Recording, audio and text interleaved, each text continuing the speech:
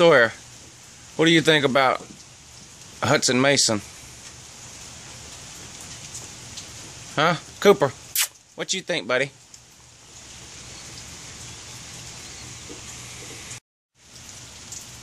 Good morning. Uncle Lou here. A little late making this post-game video here, but been busy the last couple of days. We actually had some family in town. They came on Thursday and stayed through Sunday, which made it a little tough for me to go to the game. I had to leave them here. Anyway, I'm not going to come on here today and do the usual gloat video where I brag and, you know, tell you how wrong all the Tennessee people were, BVD, AC, PC, LMNOP, Carter, and that new guy, Sneaky Balls or Smelly Ball, whatever his name is. This was a good game, a little closer than I thought it would be. But Georgia got the win, and in the end, that's all that matters.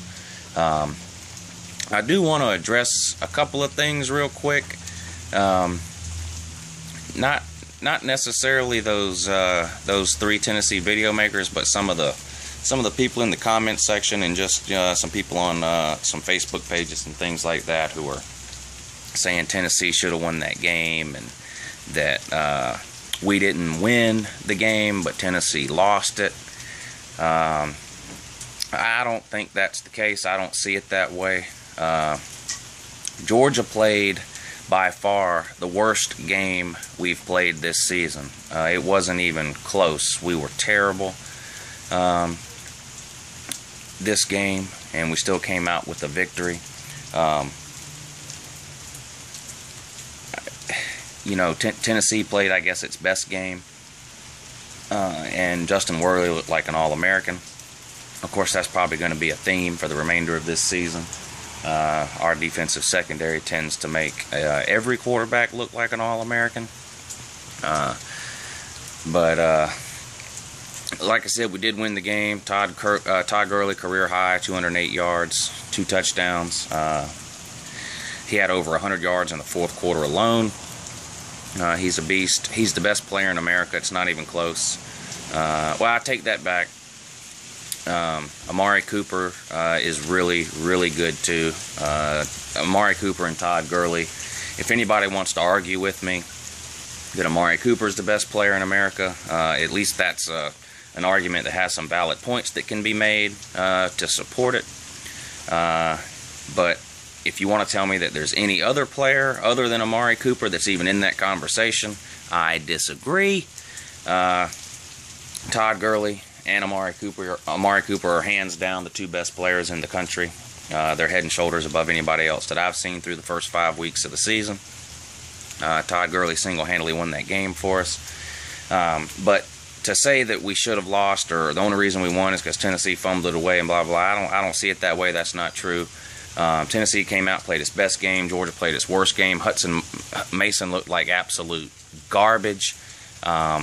This is the first game I've seen in person that Hutson Mason has played.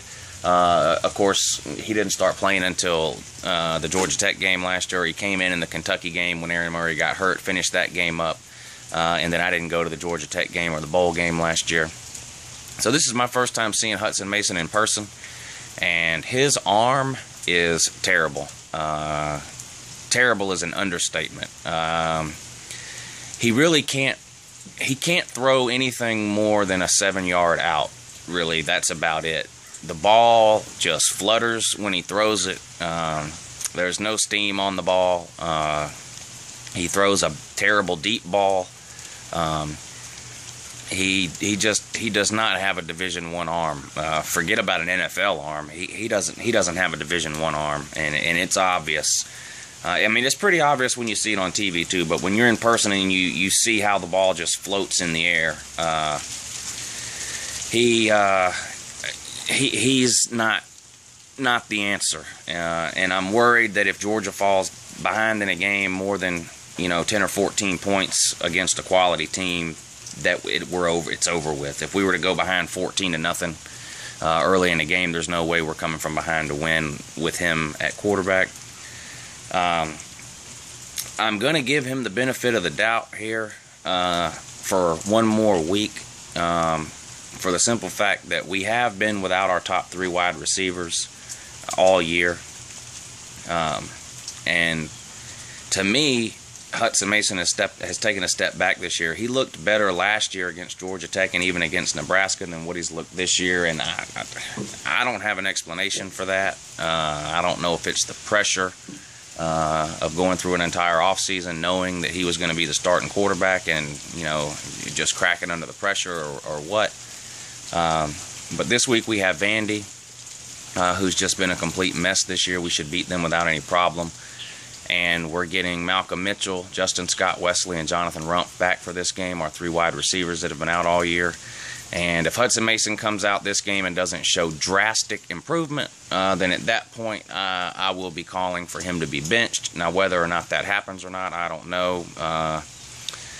I've said it 100 times. I am a Mark Richt supporter, but no coach is perfect. And the one flaw with Mark Richt is that he's loyal to a fault. And look, I think it's great that Hutson Mason stuck around behind Aaron Murray for 4 years so he could get his shot to start for 1 year. But the bottom line is this is big-time Division I college football, and the best player needs to be playing. And if that's Bryce Ramsey, then whether he's a freshman or not should have nothing to do with it. I have been telling Tennessee fans and anybody else that would listen that everybody plays freshmen, so a lot of people are making excuses for Tennessee that they're playing so many freshmen. That's why they can't win. Well, if a freshman is the best player you have at any given position, then that player should be playing, and that includes quarterback. Now, the problem with playing a freshman quarterback, you can have all the arm talent in the world, which obviously Bryce Ramsey does. If any of you watched the second half of the Troy game, he played quite a bit.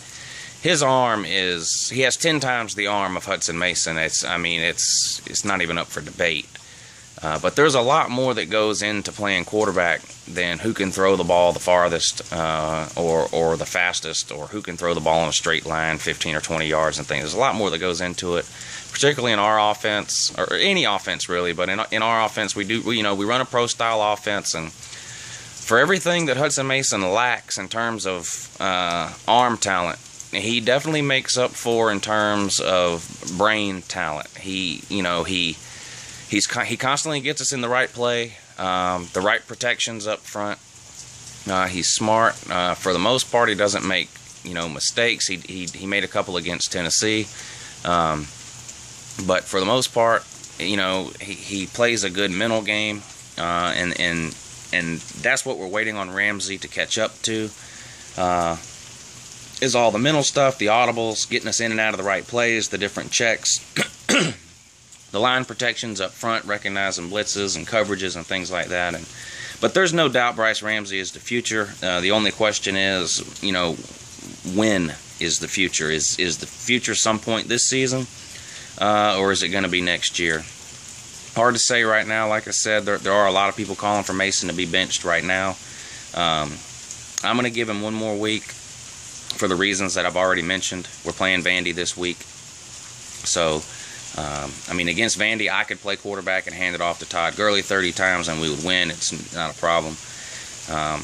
But since we are getting our receivers back this week, regardless of the score against Vandy or how bad it gets, I look for Georgia to try to throw the ball quite a bit, more than we've thrown it in any game this year, simply because we do have those receivers back, and we needed to develop some sort of passing game before we take on this next stretch of our schedule, which after Vandy includes trips to Missouri, Arkansas, and of course the Florida game in Jacksonville.